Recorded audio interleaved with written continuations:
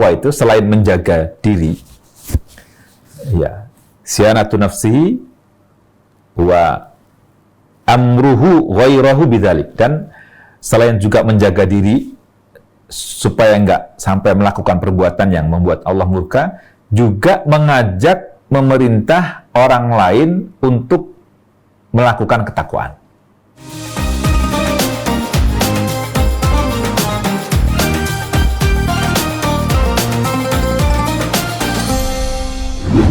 Baik. Au amara bit taqwa, Imam Asy-Syaukani menjelaskan makna takwa. Apa takwa itu? Kata beliau, al-ikhlasu wa tauhid, ya. Au amara bit taqwa ay bil ikhlasi wa tauhidi wal amali salih alladhi tuttaqa bihin nar. Takwa di sini adalah ikhlas, tauhid. Tauhid mengesahkan Allah Subhanahu wa taala. Hanya menyembah Allah Subhanahu wa taala. Tauhid la ilaha illallah. Pernyataan kita bahwa tidak ada sesembahan yang patut disembah, yang berhak disembah kecuali Allah. Itu tauhid. Wal amali salih, dan amal salih yang dengan amal salih itu kita terjaga dari sentuhan api neraka. Maka disebutlah dengan takwa, karena dengannya itu kita terjaga dari an-nar. Kan kita ucapkan Rabbana atina fid dunya hasanatan wa fil akhirati hasanatan wa qina.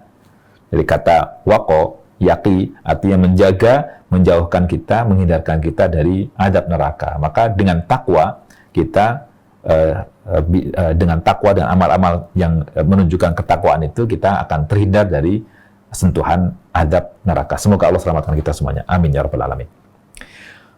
Baik, penjelasan yang lain yang disampaikan oleh Syekh As-Sa'di, yaqulullahu li hadzal mutamarrid al-'ati. Pandangan Syekh As-Sa'di, kalau tadi Syekh Tantawi menyatakan bahwa yang diajak bicara itu adalah Rasulullah SAW. Syekh Sa'di punya pandangan yang lain, bahwa beliau mengatakan yaqulullahu li hadzal mutamarrid al-'ati.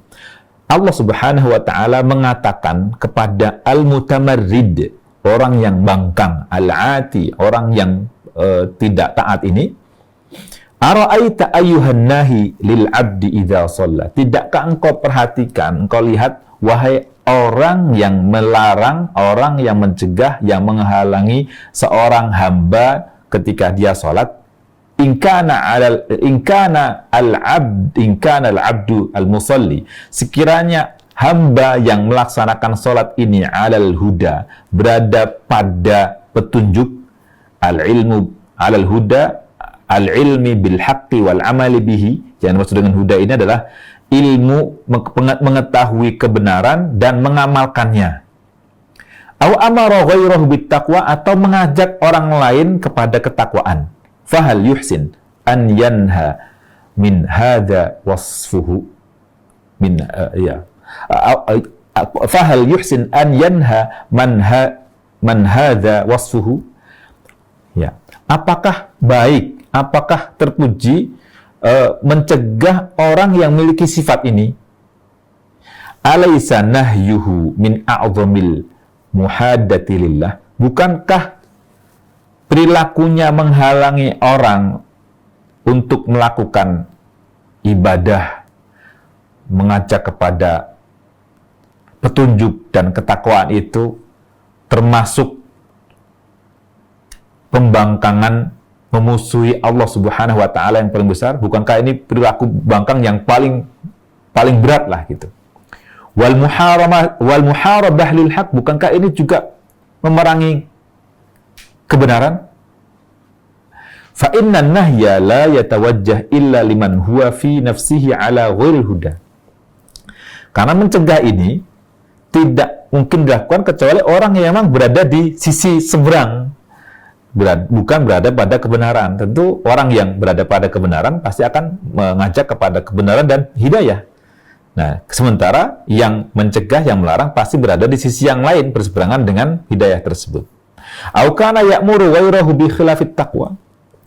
Atau wajarkah kalau sekiranya orang yang mendapat petunjuk itu terus mencegah, menyelisihi atau ya mencegah atau menghalangi orang mengajak kepada ketakwaan.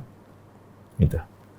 Ini yang disampaikan oleh Syekh As-Sa'di. Jadi aitannya ini yang ditanyain tentang pendapat dan bukankah telah mengetahui itu lebih kepada orang yang berbuat kejahatan atau tidak taat tadi itu.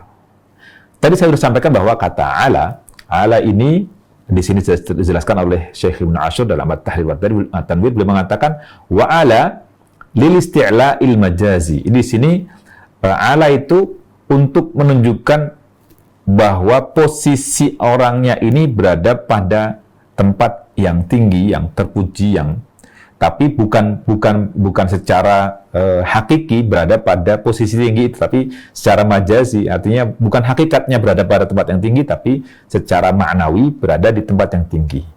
Wahwa, apa maknanya ala ini? Syiddatut tamakkun minal huda. Benar-benar berada pada posisi yang kokoh, yang kuat di dalam huda, petunjuk itu. Kebayang ya? Alal huda berarti berpegang teguh dengan hidayah. Berarti benar-benar berada di hidayah itu tidak tergoyahkan, tidak tergoda dengan yang lainnya. Pokoknya sudah menikmati hidayah ini. Pokoknya nggak mungkin kemudian belok-belok pada kesesatan. Ini alal huda. Alal huda. Bihaitsu yushbihu tamakkunul musta'ali alal makan. Ini menyerupai dengan orang yang menguasai suatu tempat. Jadi kalau menguasai suatu tempat berada di tempat yang tinggi, di tempat itu, maka dia benar-benar detail-detail dan segala macam itu berada di bawah kekuasaannya. Itu makna ala. Kenapa disebut dengan di sini alal huda? Ingkana alal huda berarti benar-benar teguh, kokoh berada pada al-huda, petunjuk ini. Lalu Ustazah Fauziah dalam Bina Al-Fard Ar-Rabbani mengutip perkataan beberapa ulama yang lain, tapi saya kutip dari yang beliau kutipkan, meskipun beliau hanya menyampaikan juga kutipan dari yang lain. Apa hikmah dikumpulkannya? Mal hikmatu minal jam'i bainal huda wal amri fit taqwa fil ayat. Apa hikmah dibalik disatukannya kata huda dengan memerintah kepada ketakwaan? Kata beliau, dan ini kutipan juga dari para ulama terdahulu, al-huda fihi at-tariq al-musil ila sa'adatid dunya wal akhirah wa karamatihima. Al-huda, petunjuk ini, bahwa pada petunjuk, pada hidayah itu, al-huda fihi, pada petunjuk atau huda itu, at-tariq, jalan yang menyampaikan kita kepada sa'adah, pada kebahagiaan dunia dan akhirat. Juga menyampaikan seseorang kepada posisi kemuliaan, karamah, posisi kemuliaan di dunia dan akhirat. Itu al-huda. Wal amru bit taqwa, dan memerintah, mengajak kepada ketakwaan, menghindari apa-apa yang Allah murkai tadi itu, fihi najatun li nafsihi. Pada mengajak kepada ketakwaan itu ada keselamatan untuk dirinya. Najatun li nafsihi wa ghairihi min adabid dunya wal akhirah. Dan juga menyelamatkan juga yang lainnya dari tersentuh oleh azab, siksa dunia dan akhirat. Jadi kalau al-amru bit taqwa tadi itu menyelamatkan diri dan orang lain baik dari adab dunia dan akhirat, sementara al-huda itu adalah jalan yang menunjukkan, menyampaikan kepada kebahagiaan dan kemuliaan dunia dan akhirat.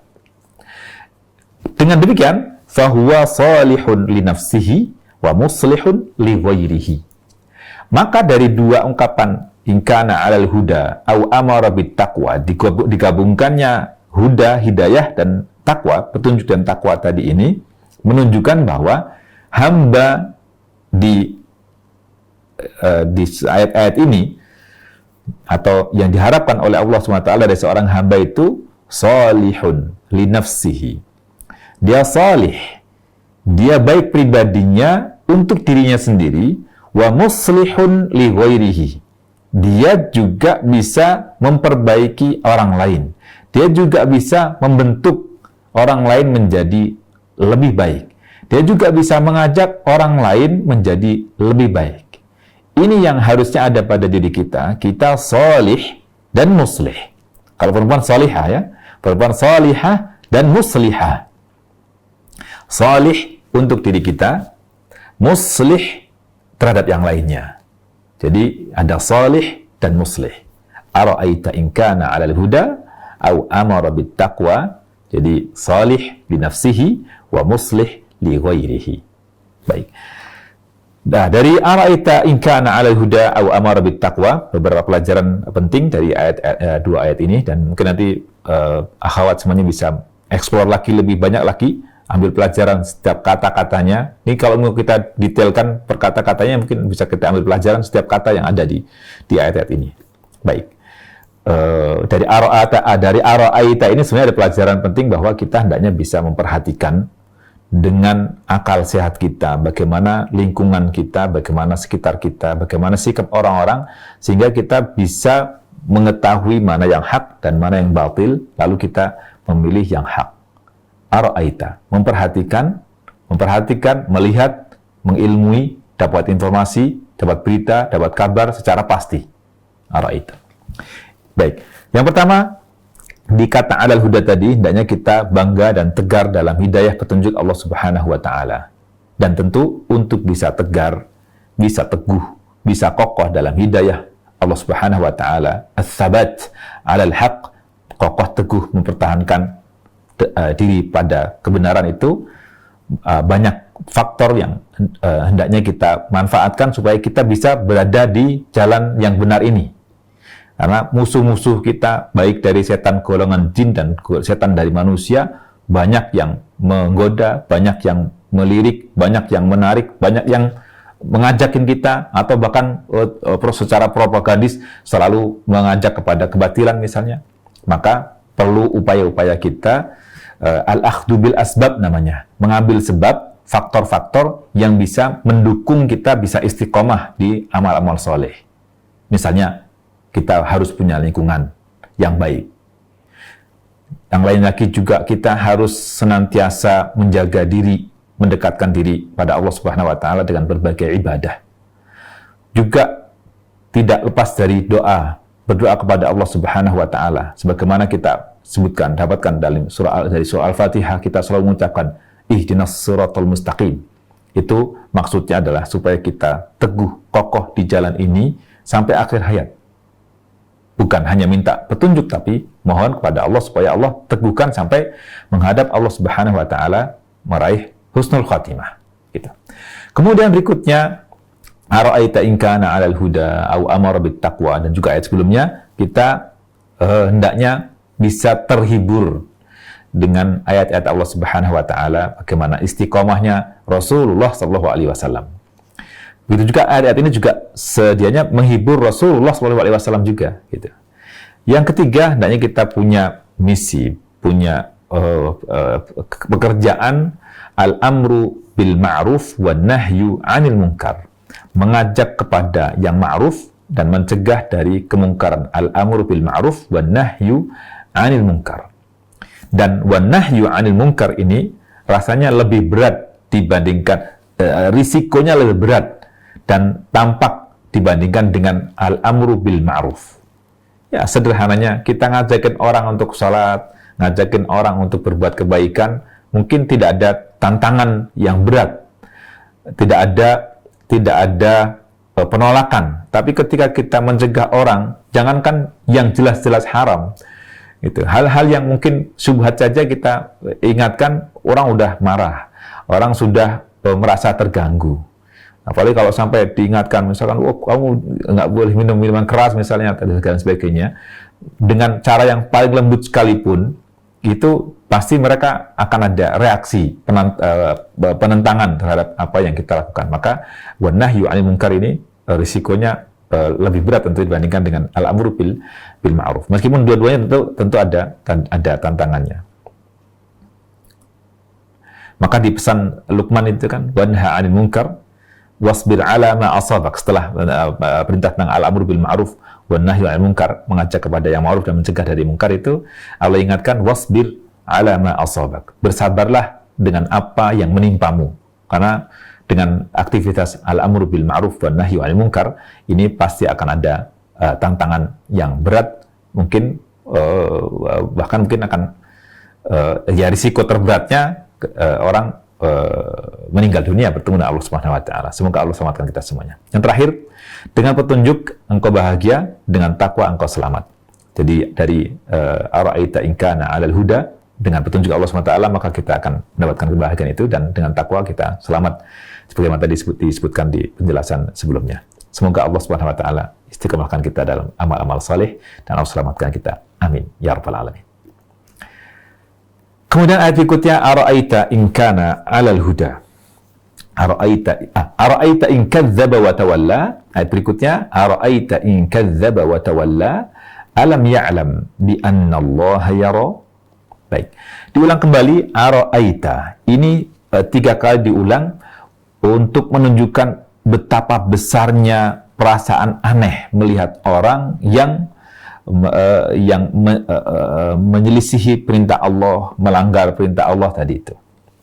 Ara'aita, tidakkah engkau perhatikan, in kadzdzaba wa tawalla, sekiranya dia ini orang kadzdzaba, mendustakan, wa tawalla, dan berpaling.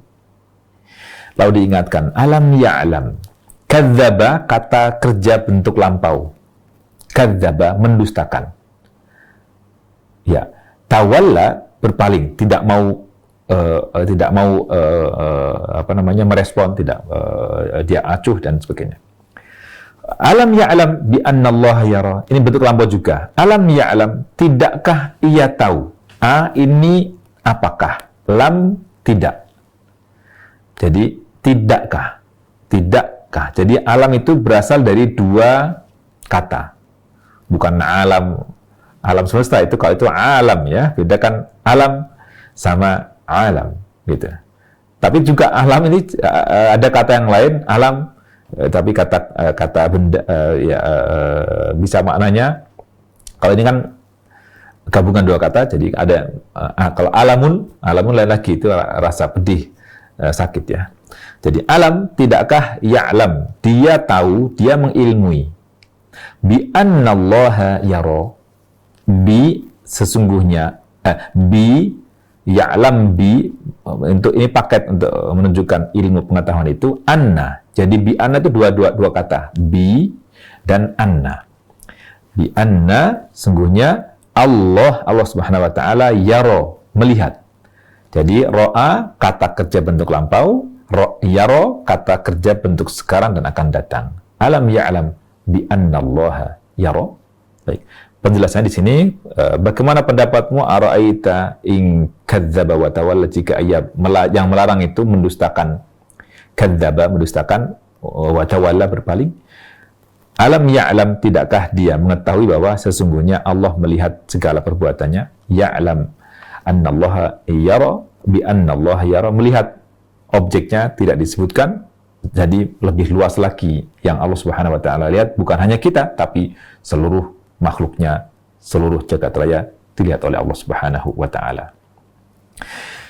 Syekh As-Sa'di dalam tafsir beliau dalam Taysirul Karim Ar-Rahman, beliau mengatakan, ara'aita in kadzdzaba, tidakkah engkau perhatikan, engkau lihat, engkau ketahui, in kadzdzaba, sekiranya ini orang mendustakan, an-nahi bil haqq, mendustakan, artinya mencegah dari yang hak, wa tawalla 'anil amri, dan berpaling dari perkara agama ini.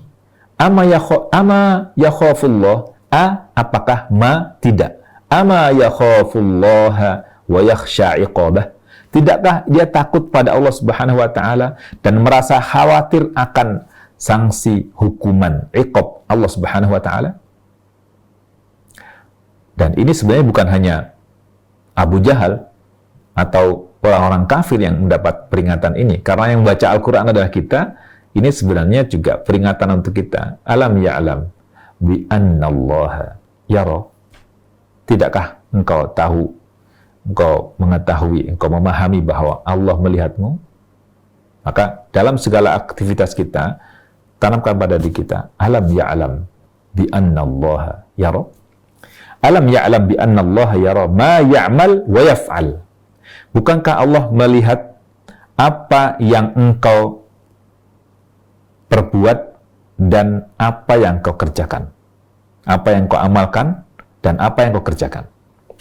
Ya, ini makna ara'aital ladzi kadzdzaba wa tawalla, alam ya'lam bi annallaha yara. Alam ya'lam bi annallaha yara, peringatan, pengingat untuk kita semuanya agar kita selalu merasa diawasi oleh Allah Subhanahu wa taala.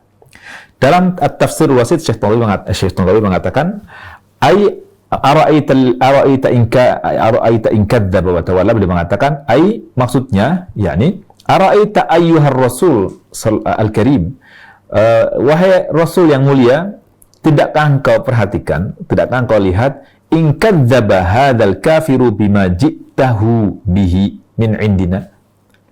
Tidakkah engkau perhatikan, wahai rasul yang mulia, sekiranya ini orang kafir ini mendustakan apa yang engkau bawa dari sisi kami, membawa wahyu Allah Subhanahu wa taala. Wa tawalla wa a'rada amma tad'uuhu ilaihi.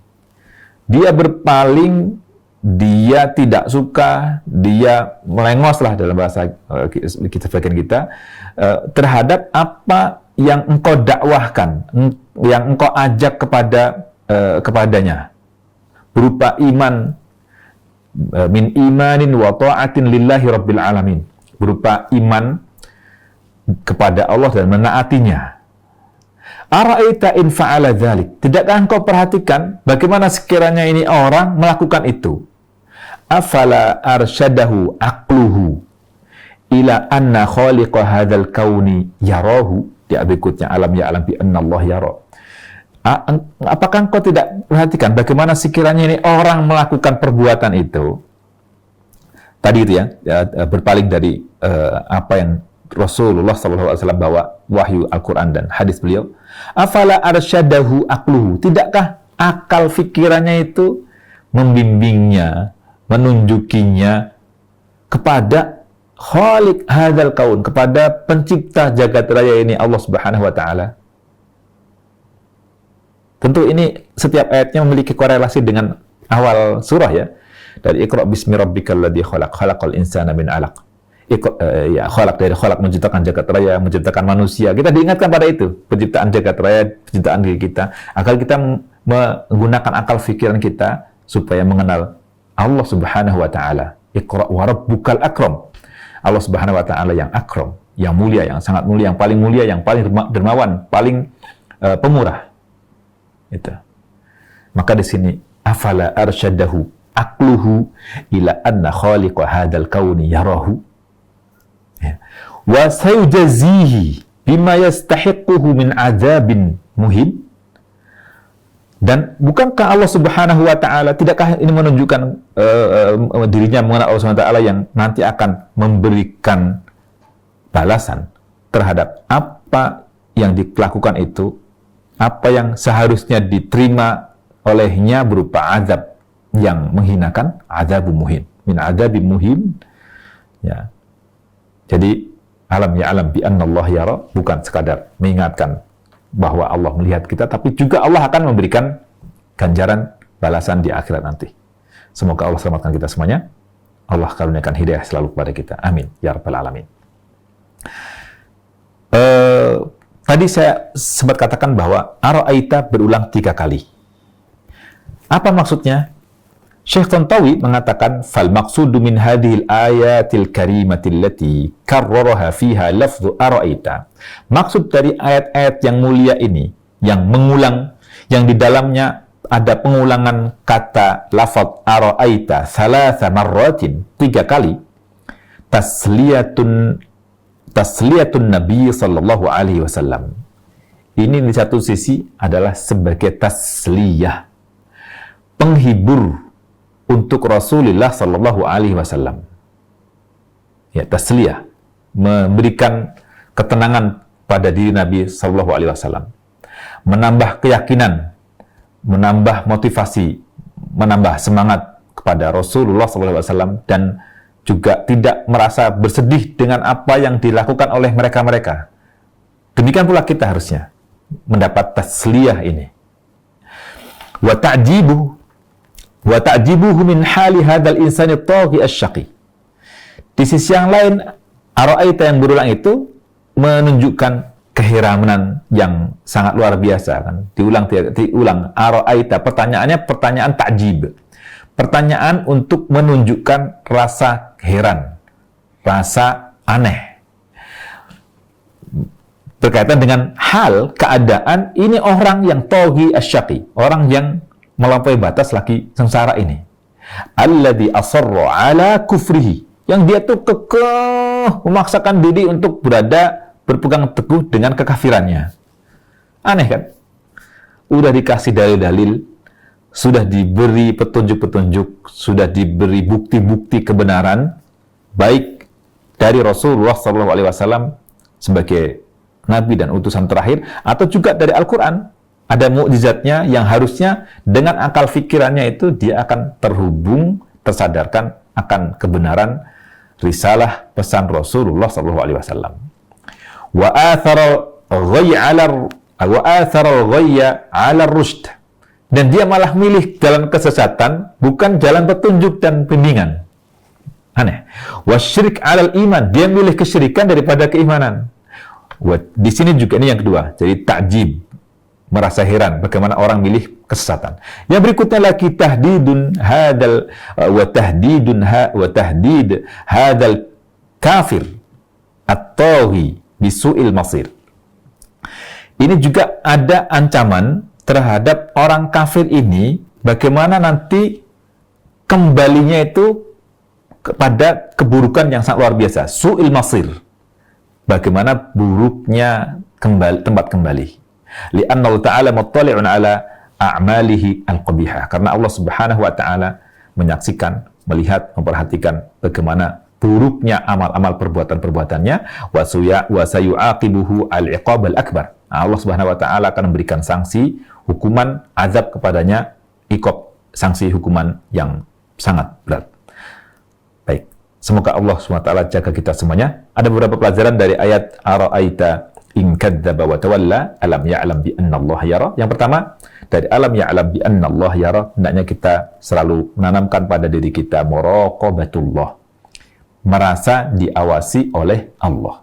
Dan Allah mengawasi kita, hendaknya kita merasakan bahwa Allah mengawasi kita dalam keadaan sendirian ataupun bersama orang, dalam ruang terbuka ataupun tertutup, semuanya hendaknya kita merasakan takut kepada Allah Subhanahu wa ta'ala juga. Merasa diawasi oleh Allah dan merasa takut kepada Allah Subhanahu wa ta'ala. Berikutnya, malu untuk melakukan kemaksiatan dan bersegera untuk melaksanakan ketaatan, amal-amal kebaikan, amal-amal saleh.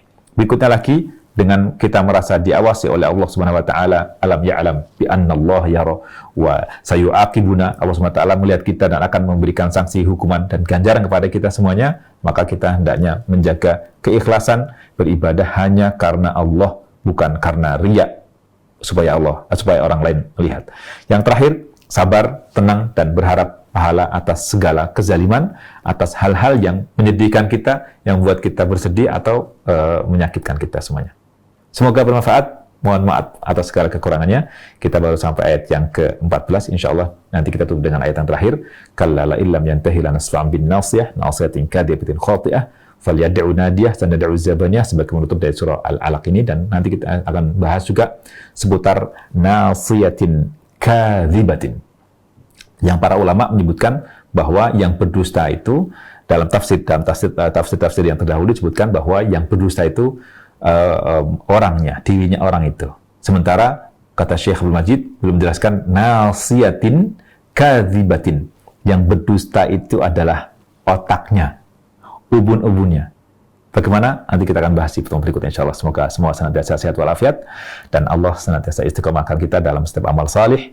Allah Subhanahu wa taala sehatkan juga saudara-saudara kita yang sedang sakit, atau kita yang sedang sakit, semoga Allah sehatkan dan pulihkan. Amin. Ya Rabbal Alamin. Sekali lagi mohon maaf atas segala kekurangannya. Wassalamualaikum warahmatullahi wabarakatuh.